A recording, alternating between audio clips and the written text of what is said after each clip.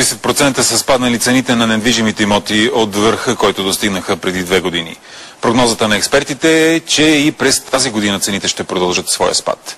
В следващия репортаж ще ви предложим няколко съвета как да продадете жилището си, когато цените вървят надолу. Цените падат, защото предлагането на жилища за продажба е по-голямо от търсенето. В такава ситуация е важно да знаете как да спечелите в конкуренцията с другите продавачи, така че потенциалният купувач да си хареса точно вашия апартамент.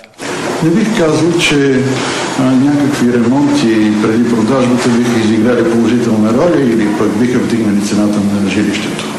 Смятам, че дори напълно нормално, но чисто и поддържано жилище представлява по-голям интерес, отколкото напудрено за продажа, което вероятно си личи, пък и средствата, които се дават за един такъв ремонт, трудно се избиват в последствие в цената. Никога не канете хората дошли на оглед в разхвърлено жилище. Махнете всички семейни снимки от стените. Освободете се и от излишните мебели. Така стаите ще изглеждат по-големи. Общите части на сградата, те също са важни, защото зле поддържани общи части на една сграда до някъде намаляват драстично цената и пречат на продажбата. Първото нещо, което виждат потенциалните купувачи, са дали градинката пред блока е буренясала, състоянието на тротуара и фасадата на сградата.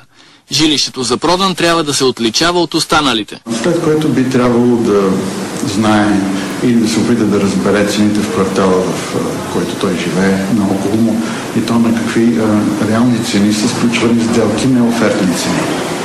Когато продавате жилище, опитайте се да се поставите на мястото на купувача и си задайте въпроса каква цена ще е готов да плати той за жилището ви. Бъдете реалисти и не забравяйте, че още стотици хора като вас се опитват да вземат добра цена за жилището си в условията на падащ пазар.